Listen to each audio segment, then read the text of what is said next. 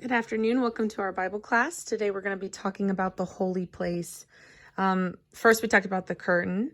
Then we talked about the gold altar of sacrifice. The bronze altar of sacrifice, the wash basin or the laver. And today we're talking about the holy place, which is this area right inside the tent meeting area. So on our hope of being transformed in order for our mistakes and failings to become less can only be realized in coming still closer to God, stepping into the holy place where his plans for daily strength and growth is shown by 3 pieces of furniture.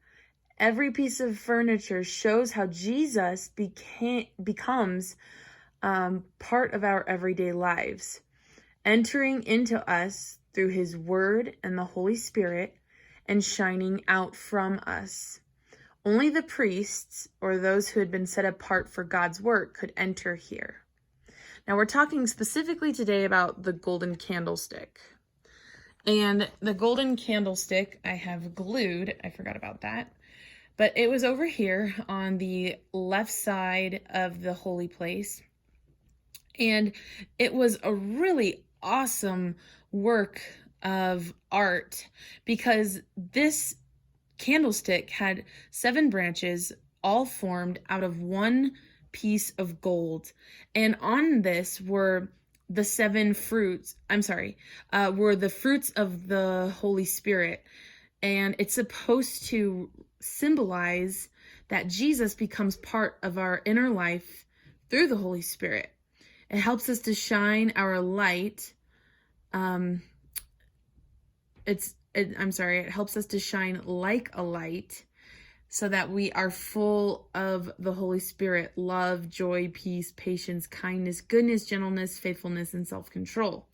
And every day the priest came and tended the lamps, and one by one he cleaned the candle cups, put in a new wick, poured in fresh pressed olive oil, and lit it again. And Jesus is a priest to us, and each morning if we come to him, he will tend us in the same way, replacing what is burnt out with what is new, pouring into us the Holy Spirit and setting us alight for the day. So everything here is a symbol. And what you guys are going to be doing for your homework today, well, part of your homework, there's 2 parts. So the first part of your homework for our candlestick is to look at the fruits of the Spirit that I've written down. These are the 9 fruits of the Spirit: love, joy, peace, patience, kindness, goodness, faithfulness, gentleness, and self-control. And then I have a list of 9 different fruits.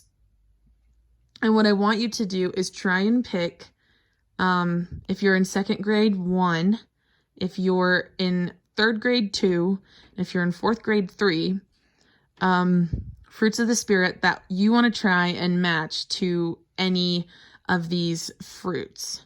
So for example, if you're a 2nd grader, what you're going to do with your piece of paper is you're going to write your name at the top and the date, and then put fruits of the Spirit. And then you're going to pick one fruit of the Spirit that you want to show is being represented. So for example, I said joy can be represented as and then you can put whatever fruit in there that I have listed down, as a banana, as a cherry, as a pomegranate, as a star fruit, whatever one that you want. And then you have to think of a reason why. Why does it represent that? I would say that joy, like me personally, just so that you get an example, I would say joy could be represented as a piece of watermelon, because if you're outside on a hot summer day running around and having a lot of fun, if someone calls out that there are fresh pieces of watermelon being cut for you to get, it brings great joy to you to know that you can get cooled off by this delicious fruit. So I would say that joy could be represented as a piece of watermelon, and then I would write down what I just explained to you. So you're going to be picking 3 fruits of the Spirit. It does not have to be all the ones that I picked. Okay?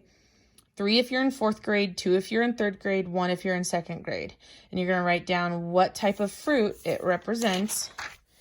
Why do you think it would represent each one of these fruits?